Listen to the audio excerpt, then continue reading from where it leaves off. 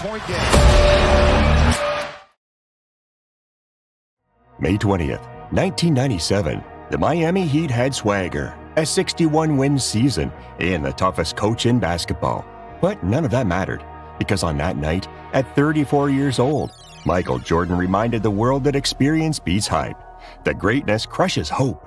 With 37 points, suffocating defense, and pure killer instinct, he tore down Alonzo Mourning, erased Tim Hardaway, and left Pat Riley shaking his head in disbelief. The Heat wanted the throne, but MJ, he never planned on giving it up, because what happened next was absolutely legendary. Things had changed in 1997. There were more and more new teams aspiring to win the conference. One of them was the Miami Heat, a young, gritty, and hungry team that was reinventing what defense-oriented basketball meant, an idea that only existed in Pat Riley's mind, and that he managed to execute thanks to his defensive anchor, Alonzo Mourning. They were convinced that this time they could defeat the Bulls. But here's the problem. The Bulls weren't just the defending champs. They were a well-oiled killing machine. 69 wins. Jordan as MVP. Pippen, Rodman, Harper, Kukoc. The only thing standing between them and a fifth title was a team that had never been there before. Jordan had heard the noise, that the Heat were the future, that the Bulls were slipping. And like always, yeah, he took it personally. The 1996-1997 NBA regular season was proof once again. Proof that the Bulls had built the most powerful dynasty in history. Proof that MJ was still the best player to ever play in the league. With a record of 69 wins and 13 losses, they had confirmed it once again. No one can touch us. Not only that, but after the regular season, Chicago had swept through the playoffs. First, they had swept the Bullets in 3 games. In the second round, they had only conceded 1 game to Dikembe Mutombo's Atlanta Hawks. In other words, a gentleman's sweep. And there was only one opponent left before they could play in their second consecutive finals. Introducing the Miami Heat. Pat Riley was revolutionizing modern defense. In 1997, the Heat had the best defensive rating in the entire NBA, allowing them to win more than 60 games during the regular season. Their defense revolved around Alonzo Mourning, a true beast on both sides of the court, who was able to protect the rim like no one had ever done before. He was capable of intimidating everyone just with his presence. Let's be honest, he could even intimidate Mike at times. But his offensive responsibility wasn't that great thanks to Tim Hardaway, a player who was Allen Iverson before Allen Iverson. The Heat were a team ready to take the world by storm. That's why, on May 20th, 1997, when the Heat and the Bulls were set to face off in Game 1 of the conference finals, everyone thought Miami had a real chance. Yes, the Bulls had pedigree, and there was no reason they shouldn't be the best. But even so, man, the Heat were goddamn close. With the unmistakable melody of the Alan Parsons Project playing in the background, the newly opened United Center welcomed its heroes. It was an iconic moment for all Bulls fans who never missed the epic introduction during the 1990s. But the truth is that once the referee tossed the ball in the air, the speeches didn't matter. The preparations didn't matter. The only thing that could change the history of basketball was what happened on that hardwood. What do I mean? Well, on the first play of the game, MJ tried one of his post-ups, but he got blocked by sharpshooter Vashawn Leonard. And not only that, Leonard, as he did all regular season long, knocked down the corner 3 seconds later. But we already know that Jordan wasn't going to take that lying down, because on the next trip, after a great entry pass from Luke Longley, MJ got on the scoreboard with an easy dunk. However, for Jordan, a slasher who loved to drive to the paint, the night would not be as easy as the rest, for one reason. Right under the hoop, Alonzo Mourning would be waiting for him. One of the few players capable of containing MJ, who was past his athletic prime in the paint. And man, Michael looked angry. Look how he posts up Tim Hardaway, taking advantage of his weight difference to gain enough space to finish with a skillful fadeaway bank shot over him. And it was at that moment of the night when Jordan realized that the Heat defenders would never stop him in a low post. This time, from the left side, Michael goes right to finish with another fadeaway that Vashawn Leonard can't even contest. And man, there was Jordan, exploiting that weakness play after play. Right side, goes to his right again to shoot the turnaround jumper, and then gets fouled in the process. Leonard realized that perhaps the best way to stop him would be to take him to the free throw line. Now, can you guess what Jordan did the next time he got the rock? You guessed it right. He backed up Leonard to attract the attention of a second defender. Then he spins and goes to his left, attracting a third defender. Now, when it looks like that layup attempt is going to be impossible, he manages to find Bison Dele.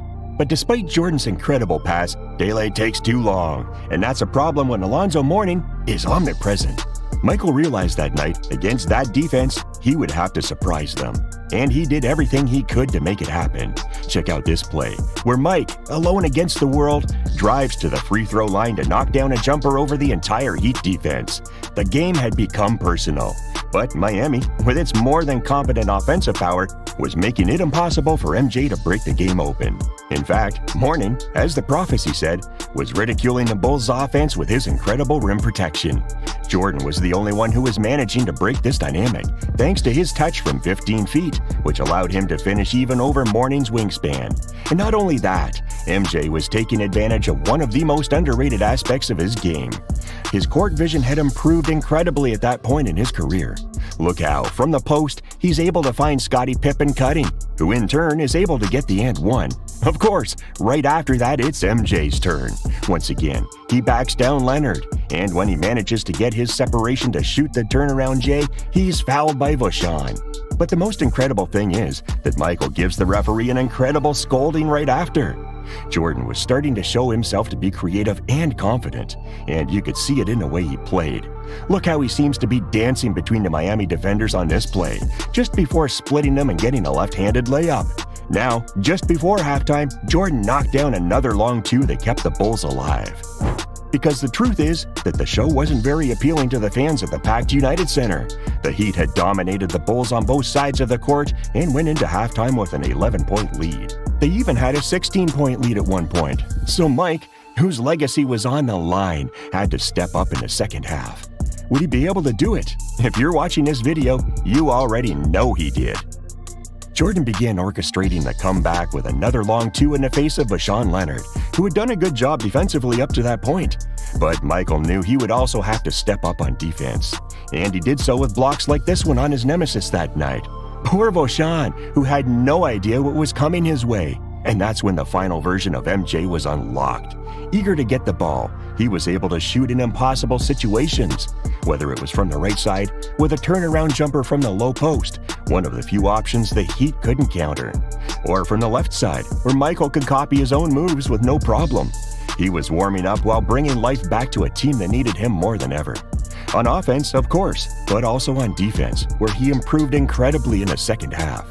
The thing is, MJ kept abusing the Heat's perimeter defenders with his back-to-the-basket game. Plus, he didn't need to do anything different. His signature turnaround jumper was enough to destroy Pat Riley's defensive plans. And in the fourth quarter, with everything still to play for, he decided to give free rein to his drives. Every time Alonzo Mourning took a rest, Michael took advantage to attack the basket again and again.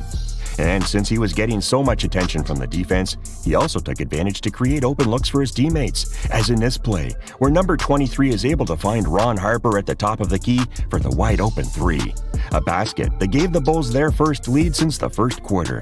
But the job wasn't done. Now Chicago needed its superstar more than ever. So Jordan got to work to get the Bulls out of trouble. Check out this play, in which Michael splits the screen to finish with a difficult floater from 12 feet, sending the United Center into a frenzy. It was a basket that served as the dagger to finish off a game that the Bulls should not have won if basketball were fair. Because for more than 3 quarters, the Heat dominated. However, no sport can be fair if one of the teams has Michael Jordan. With 37 points, 9 rebounds, and 3 assists, MJ led the Bulls to a victory in Game 1. A game that, if the Bulls had not managed to win, could have changed the history of basketball. Why? Very simple. The Heat lost confidence after that defeat and were only able to win Game 4 for the gentleman's sweep. With averages of 30 points and 8 rebounds during the series, Jordan completely destroyed them. And most importantly, he also destroyed Karl Malone and John Stockton's Utah Jazz in the finals to be crowned champion for the 5th time in his career. That night in May 1997 wasn't just about scoring 37 points. It was about legacy. About a 34-year-old Michael Jordan staring down the league's future and not backing down. Miami had youth, swagger, and the best defense in basketball. But Jordan had something they didn't. Scars from battles won, wisdom earned through pressure, and a heart of a killer. He didn't just beat the Heat, he shattered their confidence. While the NBA was shifting toward a new generation, MJ stood his ground, a symbol of ruthless greatness.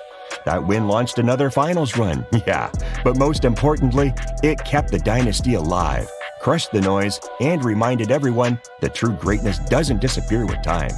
Against the best defense, in the biggest moment, Jordan rose above it all. Because when the stakes are highest, you don't bet against the GOAT. So here's the question. What if Jordan had lost that game? Would the Heat have flipped the script? Would Pat Riley's crew have dethroned the dynasty? Or would MJ have found another way to rise again? Drop your thoughts in the comments. If you live for legendary breakdowns, epic rivalries, and the moments that made basketball history, subscribe to First 5 Hoops and join a community of real basketball fans. And if you enjoyed this video, don't forget to like, subscribe, and hit the notification bell to stay updated with all our latest content. Thanks for watching, and we'll catch you in the next one.